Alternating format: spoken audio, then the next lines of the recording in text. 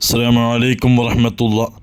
ഇന്ത്യയിലെ പഞ്ചാബ് സർഹിന്ദ് റെയിൽവേ സ്റ്റേഷനിൽ നിന്ന് ഏകദേശം 20 കിലോമീറ്റർ സഞ്ചരിച്ചാൽ ബ്രാസ് എന്ന സ്ഥലത്തെത്താം. ഇവിടെയാണ് 9 നബിമാരുടെ മഖ്ബറ സ്ഥിതി ചെയ്യുന്നത്. ലോകപ്രശസ്ത പണ്ഡിതനായ ഇമാം റബ്ബാനി മഹ്ബൂബ് സുബ്ഹാനി മുജദ്ദിദ് വൽഫസാനി അഹ്മദ് ഫാറൂഖി സർഹിന്ദി നക്ഷബന്ദി എന്ന മഹാൻ, സർഹിന്ദിലെ അന്ത്യവിഷമം കൊള്ളുന്ന മഹാൻ, ലോകപ്രശസ്ത പണ്ഡിതനാണ്.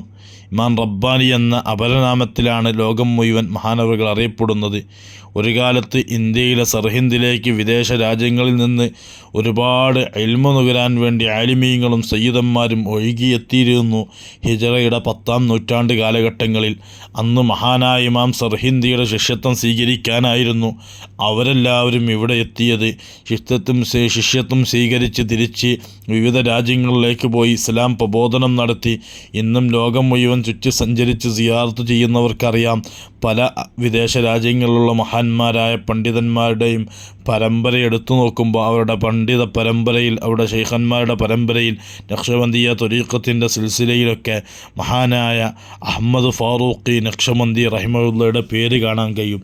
നമ്മുടെ ഇന്ത്യക്കാരനായ മഹാനാണ് മഹാനവറുകൾ. ആ മഹാനവറുകൾ ബ്രാസിലുള്ളത് 9 നബിമാരുടെ മഖ്ബറയാണെന്ന്, മഖാമാണെന്ന് എപ്പോഴും പറയാറുള്ളത് ചരിത്രത്തിൽ നമുക്ക് കാണാൻ സാധിക്കും.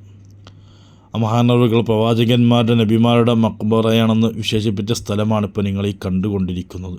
അല്ലാഹു ഇവിടം വരാനും സിയാറത്ത് ചെയ്യാൻ നമുക്ക് എല്ലാവർക്കും തൗഫീഖ് നൽകുമാറാവട്ടെ.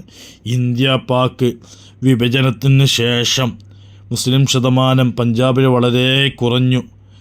വെറും 5% താഴെ മാത്രം മുസ്ലിങ്ങളായ സമയത്ത് സിഖുകാരായിരുന്നു ഈ മഖ്ബറകളും അതുപോലെ തന്നെ ഇമാം റബ്ബാനി റഹിമഹുള്ളയുടെ ഒക്കെ മഖാമ് അവരായിരുന്നു പരിപാലിച്ചു പോന്നിരുന്നത്. പിന്നെ മുസ്ലിം താമസക്കാർ കുടിയേറി വീണ്ടും പഞ്ചാബിലെത്തി താമസം തുടങ്ങിയപ്പോൾ ഇതിൻ്റെയൊക്കെ ഭാരവാഹിത്വവും പരിപാലനവും അവരിലേക്ക് സിഖുകാർ വീണ്ടും ഏൽപ്പിച്ചു കൊടുക്കുകയാണ് ഉണ്ടായിരുന്നത്. അങ്ങനെ 9 പ്രവാചകന്മാർ നബിമാരുടെ മഖ്ബറ അൽഹംദുലില്ലാ നമ്മുടെ ഇന്ത്യയിലെ പഞ്ചാബിലുണ്ട്.